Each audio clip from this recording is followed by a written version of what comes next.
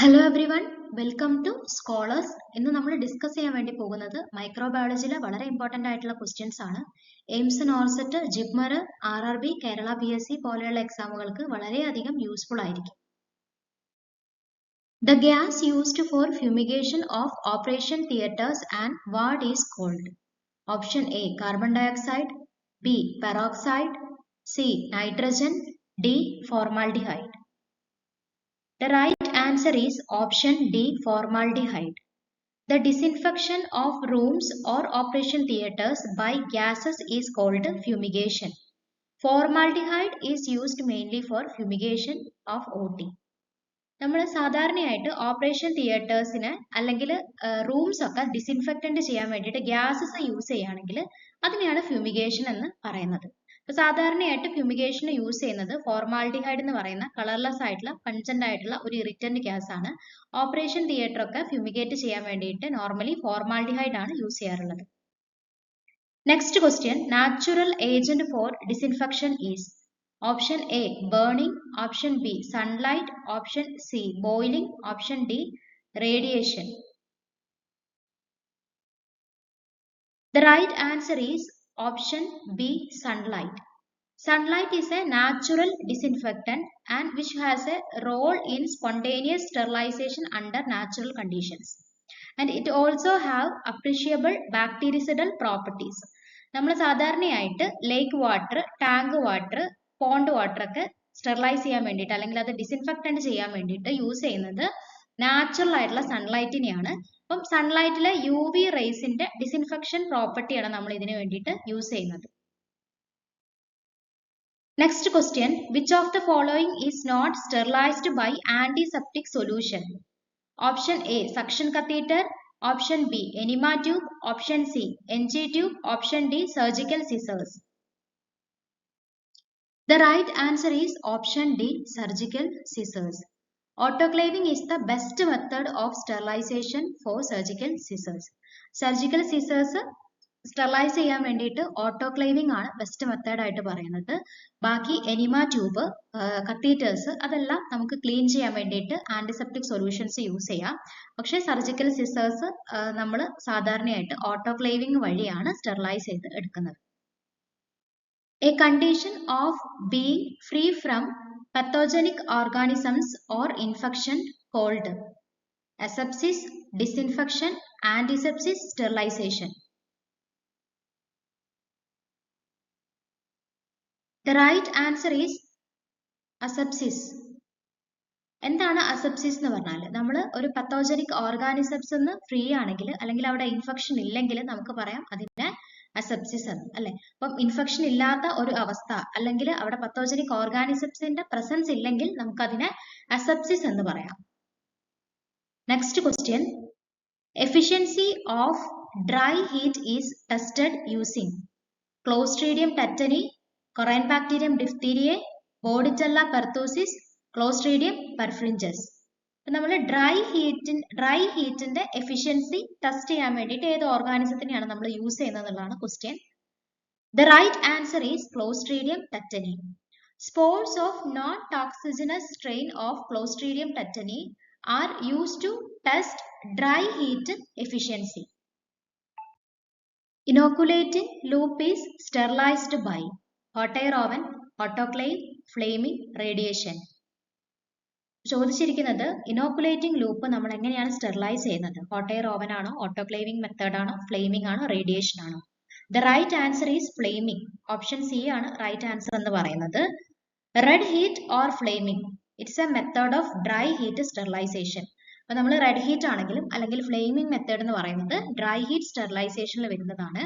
It is used for sterilization of inoculating wires or loops and tips of forceps and needles.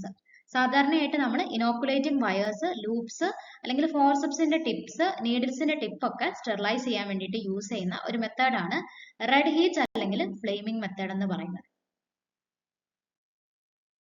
The process by which medium is placed at 100 degree Celsius in flowing steam for 30 minutes and each on 3 successive days is steam under pressure, autoclave, tindelization, inspissation. ചോദിച്ചിരിക്കുന്നത് നമ്മൾ ഒരു medium 100 degree സെൽഷ്യസിൽ വെക്കുന്നു. അതുപോലെ അത് 30 minutes time ഡ്യൂറേഷനിലോട്ടാണ് വെക്കുന്നത്. 3 successive ഡേയ്സിൽ അങ്ങനെ നമ്മൾ അതിനെ സ്റ്റെറിലൈസ് ചെയ്യുകയാണെങ്കിൽ ഏത് മെത്തേഡ് ആണെന്നാണ് ചോദിച്ചിരിക്കുന്നത്. ടിൻഡലൈസേഷൻ ആണ് റൈറ്റ് ആൻസർ എന്ന് പറയുന്നത്. എന്താണ് ടിൻഡലൈസേഷൻ നോക്കാം. Exposure of material to steam at 100 degree Celsius for 20 minutes on 3 consecutive days is known as tindalization or intermittent sterilization. നമ്മൾ ടിൻഡലൈസേഷൻ പറയുന്ന വേറൊരു പേരാണ് ഇന്റർമിറ്റന്റ് സ്റ്റെറിലൈസേഷൻ. അപ്പൊ ടിൻഡലൈസേഷനിൽ നമ്മൾ ഒരു മെറ്റീരിയൽ സ്റ്റീം ചെയ്യാൻ വേണ്ടി വെക്കുന്നത് 100 ഡിഗ്രി സെൽഷ്യസിലാണ്. അതിന്റെ ടൈം ഡ്യൂറേഷൻ എന്ന് പറയുന്നത് 20 to 30 മിനിറ്റ്സ് ആണ്. അങ്ങനെ 3 കൺസിക്യൂട്ടീവ് ആയിട്ടുള്ള ഡേയ്സിൽ നമ്മൾ അതിനെ സ്റ്റെറിലൈസ് ചെയ്തെടുക്കുന്നു. അതിനാണ് നമ്മൾ ഇന്റർമിറ്റന്റ് സ്റ്റെറിലൈസേഷൻ എന്ന് പറയുന്നത്. It only destroys the pathogen into vegetative form, not into its spores. അല്ലെ, അപ്പൊ ഇതിൽ പത്തോജന്റെ വെജിറ്റേറ്റീവ് ഫോമിനെ മാത്രമേ ഇത് സ്റ്റെറിലൈസ് ചെയ്യുന്നതുള്ളൂ, അല്ലെങ്കിൽ വെജിറ്റേറ്റീവ് ഫോമിലുള്ള പത്തോജനെ മാത്രമേ ഇത് ഡിസ്ട്രോയ് ചെയ്യുന്നുള്ളൂ. അതിന്റെ സ്പോർസിനെ അത് ഡിസ്ട്രോയ് ചെയ്യുന്നില്ല. സാധാരണയായിട്ട് നമ്മളിത് സ്റ്റെറിലൈസ് ചെയ്യാൻ എന്തൊക്കെ കാര്യങ്ങൾ സ്റ്റെറിലൈസ് ചെയ്യാൻ വേണ്ടിയിട്ടാണ് യൂസ് ചെയ്യുന്നത് ചോദിച്ചാൽ eggs, serum and sugar containing media. അപ്പൊ ഇതിന്റെ സ്റ്റെറിലൈസേഷൻ ആണ് നമ്മൾ ടിൻഡലൈസേഷൻ എന്ന് പറയുന്ന ടെക്നിക്ക് യൂസ് ചെയ്യുന്നത്. ഓർക്ക് ഇതിന്റെ ടെമ്പറേച്ചർ 100 ഡിഗ്രി സെൽഷ്യസ് ആണ്, 20 to 30 മിനിറ്റ്സ് ആണ് ടൈം ഡ്യൂറേഷൻ, 3 കൺസിക്യൂട്ടീവ് ഡേയ്സിലാണ് നമ്മൾ ഇത് ചെയ്യുന്നത്. Best method use to sterilise catheters is fumigation, hot air oven, UV rays, boiling. The right answer is UV rays. Ultraviolet rays ആണ് നമ്മൾ സാധാരണയായിട്ട് കത്തീറ്റേഴ്സ് സ്റ്റെറിലൈസ് ചെയ്യാൻ വേണ്ടിയിട്ട് യൂസ് ചെയ്യുന്നത്. Next question, disposable syringes are sterilised by boiling, ultraviolet radiation, infrared radiation, gamma radiation. അപ്പൊ disposable syringes നമ്മൾ sterilise ചെയ്യുന്നത് ഏത് മെത്തേഡാണ്? The right answer is gamma radiation. Dry sterilization is used for cutting instruments and glasswares, gauze and swabs, gloves and syringes, bedsheet and linen. നമ്മൾ സാധാരണയായിട്ട് dry sterilisation നമ്മൾ use ചെയ്യുന്നത് cutting instruments and glass വെയർസിനാണ് നമ്മൾ ഈ ഒരു method of sterilisation use ചെയ്യുന്നത്. What is the minimum contact period for sterilization of ambu bag with 2% glutaraldehyde? 6 hours, 1 hours, 20 minutes, 40 minutes. അപ്പോൾ നമ്മൾ ആംബു ബാഗ് സ്റ്റെറിലൈസ് ചെയ്യുന്ന സമയത്ത് അത് 2% ഗ്ലൂട്ടറാൾഡിഹൈഡിൽ ഇമ്മേഴ്സ് ചെയ്ത് വെക്കാറുണ്ട്. അപ്പൊ എത്രയാണ് അതിന്റെ കോണ്ടാക്ട് പീരീഡ്, അല്ലെങ്കിൽ എത്ര ടൈം നമ്മൾ മിനിമം അത് സ്റ്റെറിലൈസ് ചെയ്യാൻ വേണ്ടിയിട്ട് വെക്കണം എന്നതാണ് ക്വസ്റ്റ്യൻ അല്ലെ. റൈറ്റ് ആൻസർ എന്ന് പറയുന്നത് 20 മിനിറ്റ്സ് ആണ്. Ambu bags must be sterilized by a disinfectant solution called glutaraldehyde 2%. The bag must be immersed in the solution for at least 20 minutes. അപ്പോൾ നമ്മൾ ആംബു ബാഗ് സ്റ്റെറിലൈസ് ചെയ്യാൻ വേണ്ടിയിട്ട് ഗ്ലൂട്ടറാൾഡിഹൈഡ് സൊല്യൂഷൻ ആണ് use ചെയ്യാറുള്ളത്. ഇത് എക്സാമിന് ചോദിക്കാറുണ്ട്, 2% ഗ്ലൂട്ടറാൾഡിഹൈഡ്. അതുപോലെ നമ്മൾ ഈ ആംബു ബാഗ് അറൌണ്ട് ഒരു 20 മിനിറ്റ്സ് 20 മിനിറ്റ്സോളം നമ്മൾ ആ ഒരു ബാഗ് സൊല്യൂഷൻ്റെ അകത്ത് ഇമ്മേഴ്സ് ചെയ്ത് വെച്ചാൽ മാത്രമേ ഉള്ളൂ അത് സ്റ്റെറിലൈസ് ചെയ്ത് കിട്ടത്തുള്ളൂ. Next question, boiling water helps in killing all organisms except one. Fungi, bacteria, protozoa, spores. The right answer is spores. Most of the vegetative forms of all pathogens are killed by 50 degrees Celsius to 70 degrees Celsius temperature. But spores and hepatitis virus are not destroyed by boiling. നമ്മൾ സാധാരണയായിട്ട് boiling ചെയ്യുന്ന സമയത്ത് ഒരു 50 degree Celsius അല്ലെങ്കിൽ ഒരു 70 degree സെൽഷ്യസിൽ vegetative forms of pathogens destroy ആവുന്നുണ്ട്, പത്തോജന്റെ വെജിറ്റേറ്റീവ് ഫോംസ് അല്ലെ. പക്ഷെ ഹെപ്പറ്റൈറ്റിസ് വൈറസ് അതുപോലെ തന്നെ ചില സ്പോർസ് ഒന്നും ഈ ബോയിലിംഗ് കൊണ്ട് ഡിസ്ട്രോയിഡ് ആവുന്നില്ല. So the right answer is option D, spores. Which of the following is a commonly used antiseptic? Savlon, Cidex, sodium chloride, phenol. നമ്മൾ സാധാരണയായിട്ട് കോമൺ ആയിട്ട് യൂസ് ചെയ്യുന്ന ആന്റിസെപ്റ്റിക് എന്ന് പറയുന്നത് സാവ്ലോൺ ആണ്. The right answer is Savlon. Mycology is the study of fungus, bacteria, virus, parasite. Mycology എന്ന് പറയുന്നത് ഫംഗസിനെ കുറിച്ചുള്ള സ്റ്റഡിയാണ്. The study of bacteria called bacteriology, study of virus called virology, study of parasite called parasitology, study of fungi called mycology, study of algae called phycology. Organism responsible to produce disease are called pathogen, glycogen, microorganism, microbe. അപ്പൊ disease cause ചെയ്യുന്ന ഓർഗാനിസത്തിന് നമ്മൾ എന്താണ് പറയാന്നാണ് ചോദിച്ചിരിക്കുന്നത്. പത്തോജൻ ആണ് right answer എന്ന് പറയുന്നത്. Right answer is pathogen. Pathogen defined a bacterium, virus or other microorganism that can cause disease. Bacteria and virus are some of the most common pathogens. Most microbial structure and enzymes in human beings are composed of lipids, carbohydrates, proteins, minerals. അപ്പോൾ നമ്മൾ microbial structures ആണെങ്കിലും human ബീങ്സിന്റെ enzymes ഒക്കെ ആണെങ്കിലും കൂടുതലായിട്ട് compose ചെയ്തിരിക്കുന്നത് proteins വെച്ചിട്ടാണ്. The right answer is proteins. Father of genetics is Muller, Darwin, Mendel, Pasteur. അപ്പൊ നമ്മൾ ജനറ്റിക്സിന്റെ ഫാദർ എന്ന് പറയും. The right answer is option C, Mendel. Gregor John മെൻഡലിനെയാണ് നമ്മൾ ഫാദർ ഓഫ് ജനറ്റിക്സ് എന്ന് പറയുന്നത്.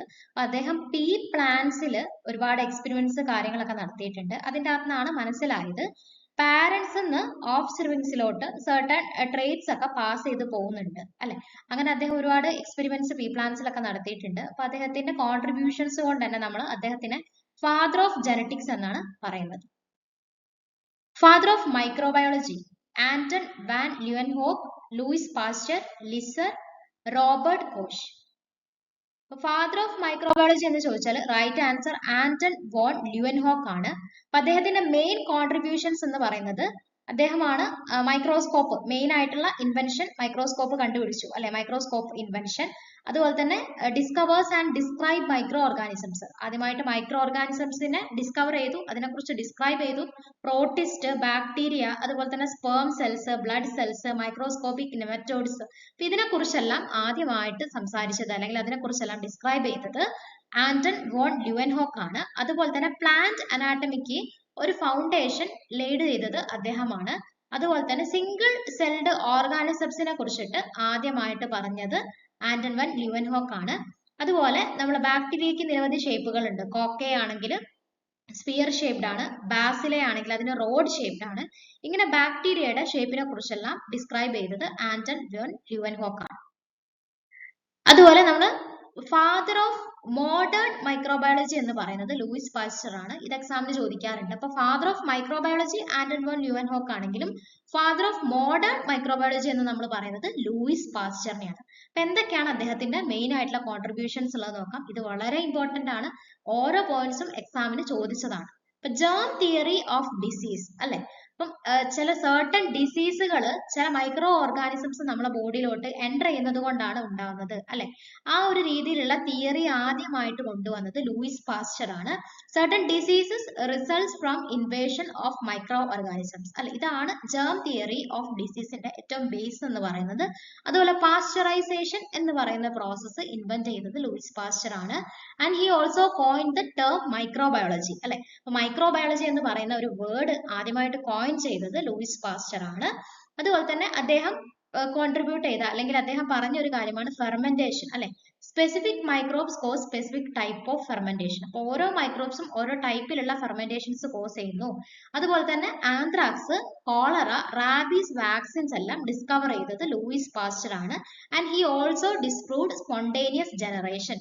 സ്പോണ്ടേനിയസ് ജനറേഷൻ എന്ന് പറയുന്ന ഒരു തിയറി അദ്ദേഹം എക്സ്പെരിമെന്റ്സ് നടത്തി ഡിസ്പ്രൂവ് ചെയ്തിട്ടുണ്ട്. ഓക്കെ, അപ്പൊ ഇതാണ് ലൂയിസ് പാസ്ചേഴ്സിന്റെ മെയിൻ ആയിട്ടുള്ള കോൺട്രിബ്യൂഷൻ എന്ന് പറയുന്നത്.